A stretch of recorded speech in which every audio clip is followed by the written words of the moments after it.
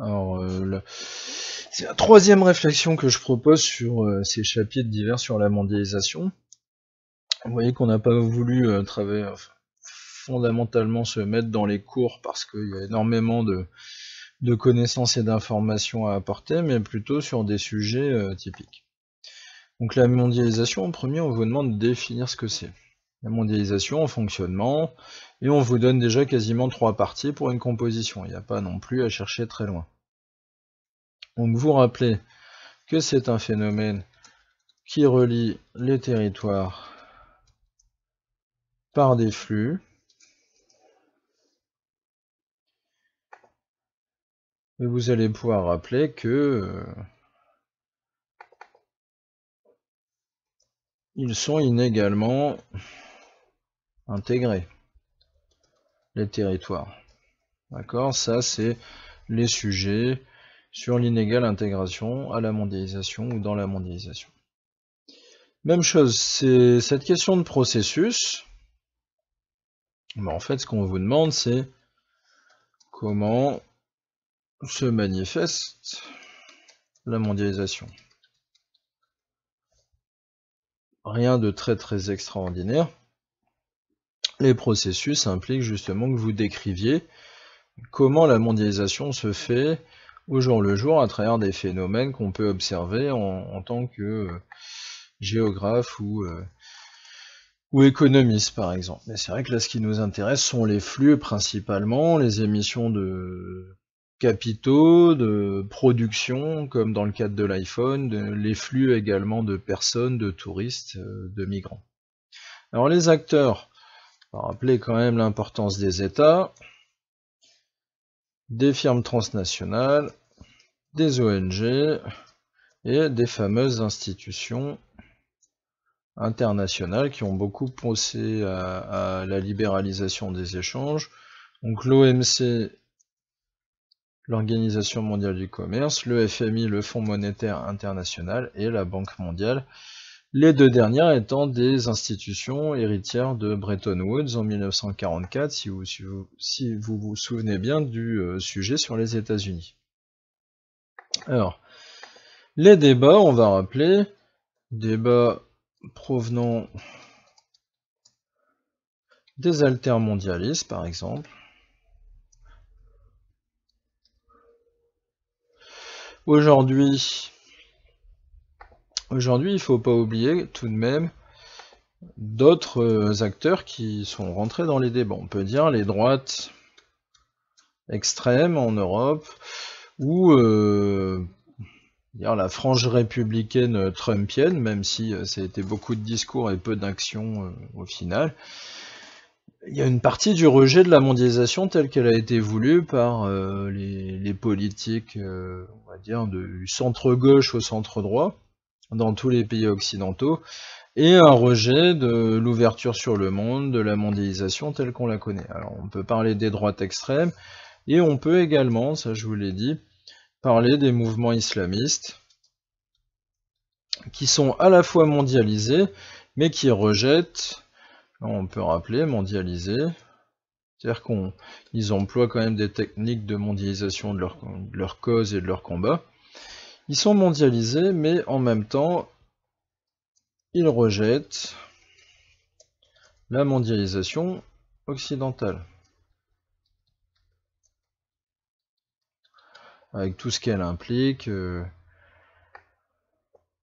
surtout en termes de mœurs, de proximité sexuelle, de tout un tas d'éléments qui font qu'ils partagent un certain rejet avec les conservateurs religieux d'autres religions.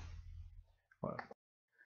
Alors le rappel nécessaire, comme c'est un chapitre qui contient un croquis obligatoire du bac, on peut revoir le croquis ensemble rapidement, qui présente quand même des similitudes fortes avec le croquis qui traite de l'inégale intégration à la mondialisation.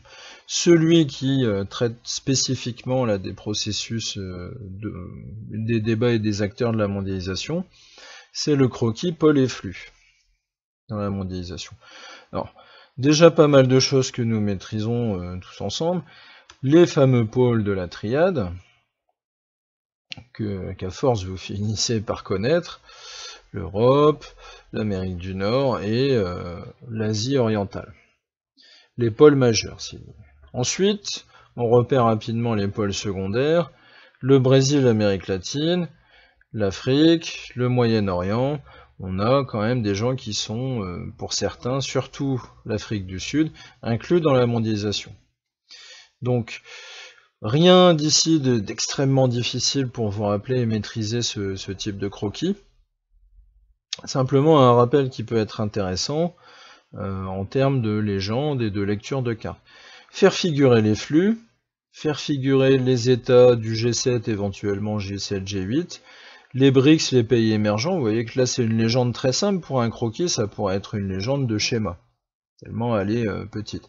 Alors on trouve des meilleurs croquis dans le manuel des éditions Belin, mais il se trouve que j'arrive plus à avoir accès ni au CDI. Donc il va falloir se contenter de ceci, ce qu'on peut travailler. Et de toute façon, on a peu de chance d'avoir à présenter ces croquis-là cette année. Alors, par contre, la légende, elle a une cohérence propre qui rappelle justement un plan de composition. On vous met un espace mondialisé organisé autour de pôles, relié par des flux, ce qui nous ramène à la définition en premier, mais ensuite, on s'appuie aussi sur des réseaux de transport et des métropoles, des choses dont on a un peu moins parlé en réfléchissant avant. Vous avez les fameuses grandes façades maritimes qu'on retrouve aussi sur les cartes étudiées des espaces maritimes, de la géopolitique des espaces maritimes. Les aéroports, alors là on vous met les 5 premiers. Il y a Chicago, Atlanta, Londres, Tokyo et Pékin aujourd'hui. Mais Paris et New York, voire Los Angeles justement, qui ont plusieurs aéroports également, sont des grandes places aéroportuaires. Là on a déjà les principaux pôles de cette mondialisation qui s'installent. Ils n'ont pas mis les ports en se focalisant surtout sur les façades maritimes. Et on vous met aussi les places financières majeures.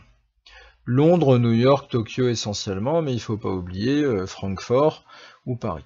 Donc là, c'est un croquis simple qui peut servir de base à un schéma également, hein, parce que comme on l'a vu, il n'y a pas forcément toujours de schéma disponible pour illustrer certaines compositions. En tout cas, pour la résumer, c'est pas forcément non plus tellement nécessaire de maîtriser un schéma qui va répondre à l'ensemble de la composition. On va voir qu'il est parfois plus intéressant d'utiliser des petits schémas. Alors, pour entrer dans le vif du sujet de la composition, vous avez le droit d'expliquer aussi que la mondialisation est un phénomène historique, ce qui est fait également ici, qui débute avec les grandes découvertes, le XVIIIe siècle, qui se prolonge avec la révolution industrielle et l'expansion coloniale. C'est également ce que vous aviez vu en première, en début d'année de première, sur les économies mondes britanniques et américaines. Puis ça, je vous l'avais rappelé quand on avait parlé des États-Unis un petit peu. Alors, il faut être capable de poursuivre justement et d'expliquer que la fin du XXe siècle a été marquée par le triomphe du libéralisme et des marchés financiers, du libre-échange et de la fin des barrières douanières et d'une certaine manière de l'explosion et l'expansion des firmes transnationales un peu partout dans le monde. Et ça nous amène à poser une problématique sur les mécanismes de la mondialisation. Alors, mécanismes où vous avez le droit d'être parfois plus précis et de reprendre forcément le terme processus, les acteurs et les débats provoqués par la mondialisation. C'est plutôt une bonne introduction parce qu'elle permet de donner une dimension historique au phénomène et puis d'aborder parfois des considérations historiques. Ensuite, là je vous ai proposé un condensé. On n'a pas toutes les informations, on n'a pas tout ce qui est possible à dire, mais c'est à vous de développer plus à même. Alors, le processus de mise en relation des territoires, il est à la base justement de cette mondialisation. Cette première partie, avec les deux schémas que je vous propose, elle peut potentiellement être la plus longue à produire. On vous demande d'expliquer qu'est-ce qui accélère la mondialisation, les facteurs, le progrès technique dans les transports par exemple. Alors nous on a vu les conteneurs, vous vous souvenez que c'est une révolution majeure la conteneurisation, les hubs portuaires et aéroportuaires. Ces fameux hubs, ils permettent de redistribuer, dispatcher les flux vers, on va dire de manière plus efficace, vers d'autres destinations et de concentrer ainsi les flux qui permettent d'abaisser les coûts de transport aussi par certains aspects. Alors, je vous parle également de standardisation dans les modes de vie, dans la production, et là il faut retourner éventuellement sur notre schéma de l'iPhone. Le schéma de l'iPhone, il nous présentait ce qu'est un produit mondialisé.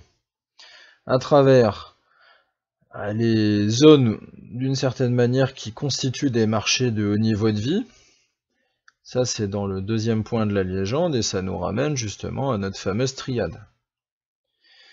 Ensuite, si on veut moins s'attarder justement sur ces questions de marché, là vous avez marché émergent, marché haut niveau de vie et périphérie délaissée, on va dire des pays qui ne constituent pas des réels marchés,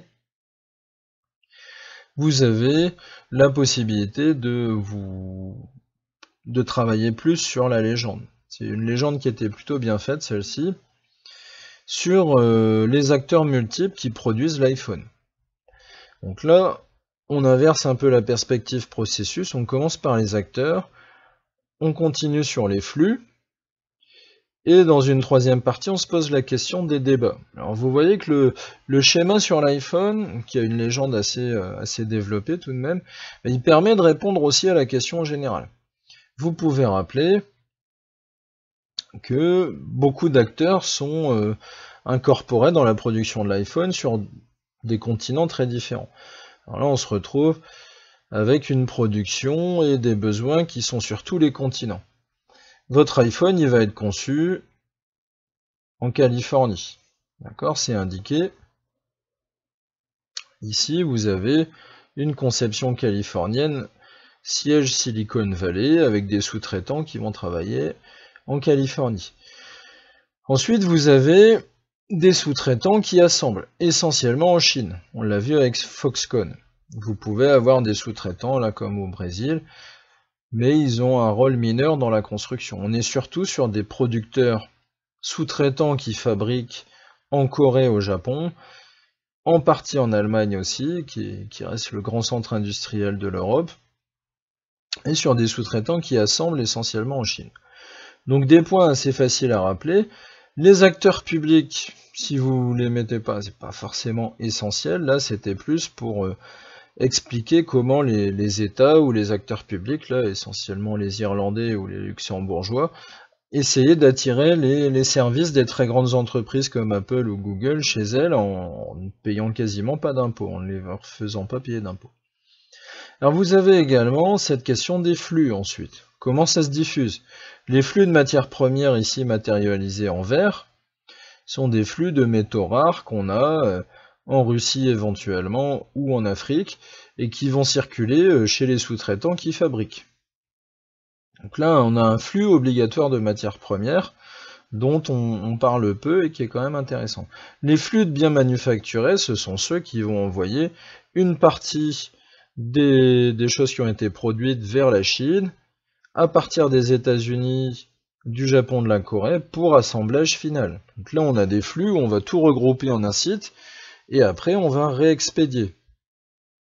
On va réexpédier la marchandise en partie de Chine vers les autres puissances asiatiques, mais surtout de Chine vers l'Europe et de Chine vers l'Amérique du Nord. Donc là, on a clairement des flux qui sont permanents pour construire cet appareil. Une diffusion inégale, là je vous rappelle la notion de marché qui nous fait penser aux figurés de surface classiques pour visualiser bien quels sont les pays et les régions intégrées à la mondialisation, ceux qui sont en voie d'intégration est assez important, et ceux qui sont plutôt en marge, là comme l'Afrique et l'Asie centrale ici. Alors c'est l'Asie centrale et une partie voilà, du Pakistan, de l'Afghanistan, ces régions-ci. Alors les limites du modèle, ça c'est pour la critique de la production de l'iPhone. Vous avez la prédation sur les terres rares, hein, le fait que l'exploitation des métaux en Afrique ou dans d'autres régions produit beaucoup de pollution, produit également parfois des conflits et des guerres localement en Afrique centrale. Les atteintes aux droits de l'homme chez les sous-traitants, on peut les rappeler aussi, on les a vus dans le cadre de l'iPhone, hein, si vous vous souvenez, les filets anti-suicides, les suicides des ouvriers. Et on a l'installation de filiales dans des paradis fiscaux aussi, contestés par la justice, surtout depuis la crise de 2007-2008, où la fraude fiscale et l'évasion sont très mal vues, même par la Commission européenne. En tout cas, c'est officiellement la ligne de tout le monde. Donc, vous avez pas mal de points traités à travers ce schéma de l'iPhone, et il vous permettrait d'appuyer sur beaucoup de choses. Sur les plateformes multimodales, en disant avec l'iPhone, on a un besoin justement de containerisation des productions à Shanghai, d'exportation de ces productions, ou dans le port de Hong Kong, Shenzhen, dans les différents ports de la région où sont fabriqués l'iPhone. Et tout ça, ça circule de par le monde justement pour permettre d'expliquer ce qui accélère à la fois la mondialisation et la multiplication des flux. Alors vous avez à la fois les flux que vous pouvez expliquer et les stratégies des grandes entreprises en expliquant comment elles peuvent travailler. Et là, je voulais juste vous proposer la firme Toyota en tant que firme transnationale, ce qu'elle implique de différent par rapport à Apple ou d'autres conséquences. C'est aussi cette notion de marché à forte croissance, croissance moyenne, là qui est un peu différente des marchés on va dire à haut revenu, au potentiel et les marchés émergents.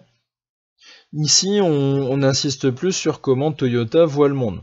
Il y a des marchés qui sont, ou qui étaient en pleine croissance, des marchés en très très forte croissance comme la Chine, l'Indonésie, et comment Toyota organise sa production à l'échelle planétaire. Là aussi, ça rentre dans le cadre de la mondialisation. Toyota conçoit beaucoup de modèles au Japon. Là-dessus, on est d'accord. Mais si vous regardez les centres de recherche ici en vert, vous en avez en Europe, en Amérique du Nord, en Asie du Sud, en plus du Japon, et en Australie. Donc Toyota essaie aussi d'adapter ses véhicules aux marchés locaux, aux besoins de chaque continent. Vous n'avez pas proposé les mêmes véhicules en Europe qu'en Afrique ou en Amérique latine. De même, dans le cadre de ce schéma, on fait figurer les flux d'informations, les flux d'ordre qui partent du siège japonais vers les lieux de production et les lieux de recherche, et les flux de produits manufacturés où vous avez un flux mondial de pièces détachées qui peuvent être nécessaires pour tous les fabricants, les concessionnaires et les sous-traitants de Toyota. Donc Toyota organise ses marchés aussi à l'échelle de la planète en tant que première firme transnationale productrice de voitures. Alors, on va pas non plus multiplier à l'infini les schémas, mais une fois que vous avez éventuellement traité ces aspects, donc d'un côté, comment le produit mondialisé peut vous exemplifier d'une certaine manière la mondialisation en tant que qu'acteurs qui prennent des décisions, de flux qui relient les territoires entre eux, et puis des critiques qu'on peut en faire. Si vous avez le besoin de changer justement cet exemple, vous prenez celui de Toyota pour expliquer à peu près les mêmes choses, que Toyota organise sa production et son marketing au niveau mondial, organise des flux entre les ports et joue un rôle important, c'est déjà pas mal. Ensuite, les principaux acteurs, vous venez en partie de les traiter, c'est pour ça que vous faites une transition facile, résulte de décisions économiques et politiques prises par des acteurs.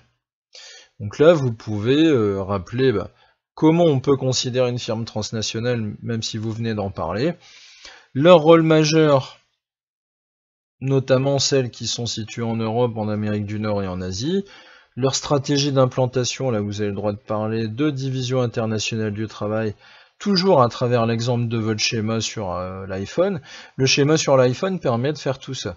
Vous expliquez que la division internationale du travail, c'est la conception et toutes les tâches nobles sont restées dans les pays du Nord, mais l'assemblage est fait dans un pays émergent qui est la Chine, avec des coûts bien moindres que ce qu'on a aux États-Unis ou en Europe.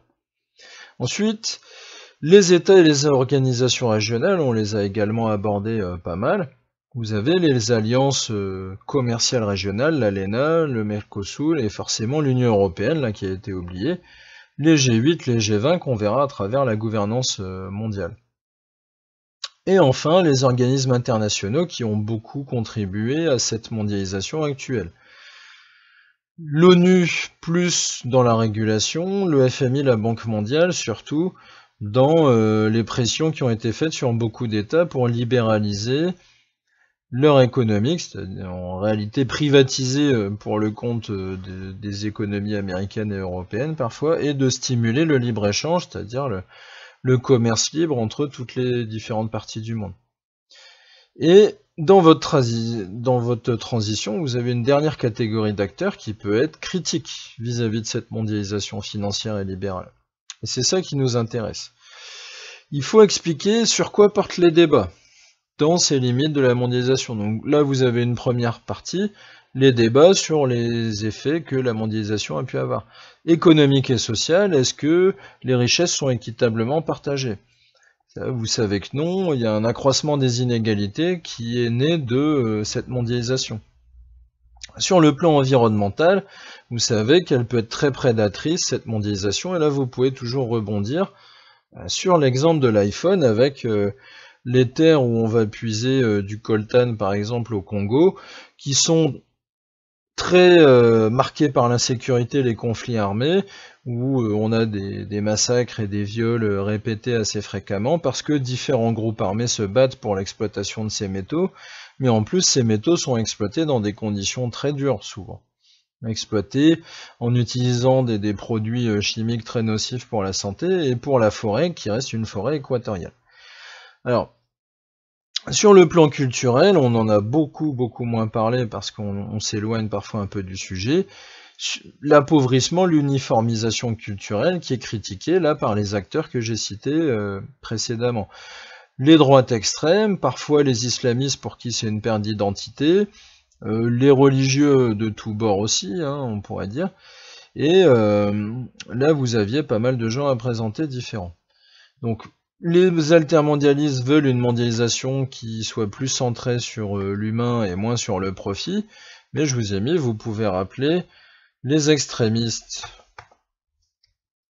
de tous bords, parfois sont capables justement de constituer des opposants à la mondialisation. Donc on peut rappeler les droites extrêmes. Alors ça peut inclure des mouvements très différents, comme la frange la plus dure des républicains aux États-Unis, comme le Front National en France, le parti de Geert Wilders aux Pays-Bas, le Vlaams-Belang en Belgique, le UKIP en Grande-Bretagne, et rappeler justement que le Brexit est une forme de rejet de la mondialisation symbolisée par l'Union européenne. Les droites extrêmes, et vous avez le droit aussi de parler des terroristes pour certains, ou des mouvements islamistes. Terroristes et mouvements islamistes, parce que eux rejettent d'une certaine manière la globalisation dans ses aspects culturels et occidentaux. Alors, parmi les acteurs qui ont beaucoup fait parler d'eux, vous pouvez aborder les anciens forums sociaux organisés au Brésil ou autres, mais ce qui nous intéresse le plus, par exemple, c'est de parler de Greenpeace. Greenpeace, qui est une organisation financée par des fonds essentiellement privés, de donateurs partout dans le monde, qui dénonce les politiques des États, les politiques des institutions internationales et des firmes transnationales, tout ça mélangé, et souvent justement dans le cadre d'une dénonciation des atteintes à l'environnement, mais aussi des atteintes aux populations locales. D'accord ? Greenpeace, c'est certainement la plus, on va dire, gauchiste, entre guillemets, pour faire des raccourcis très simplistes, des ONG anglo-saxonnes. Ils se battent pas seulement que pour les pandas ou des choses comme ça, pour le WWF, mais ils se battent également pour les populations locales et pour les populations indigènes, notamment au Brésil, en Afrique ou autre. Alors la mondialisation, si on doit conclure sur tout ça, là vous avez rappelé le système de flux qui relie les territoires, qui rappelle le village global dont parlait le sociologue Marshall McLuhan. Alors là, je vous mets la petite référence rapidement, si vous voulez la citer. McLuhan, il s'appelait, il a parlé de village global pour essayer d'exprimer le fait qu'on entrait dans une ère différente où tout le monde pouvait communiquer avec tout le monde. Basé sur des logiques financières, cette mondialisation sur les firmes transnationales et qui profite à certains acteurs. Alors ça profite aux métropoles des pays riches et émergents. Alors vous pouvez rappeler New York, Paris, Tokyo, mais aussi Shanghai, forcément Hong Kong, São Paulo, Mexico, qui sont des métropoles du Sud qui ont beaucoup profité de la mondialisation. Et conclure justement sur ce rejet en partie de la mondialisation par certains acteurs. Alors, c'est plutôt rapide, mais ça vous permettra justement d'alimenter avec vos propres connaissances et ce qu'on a pu faire par ailleurs pour constituer je pense, une composition qui peut être de qualité en 2 heures.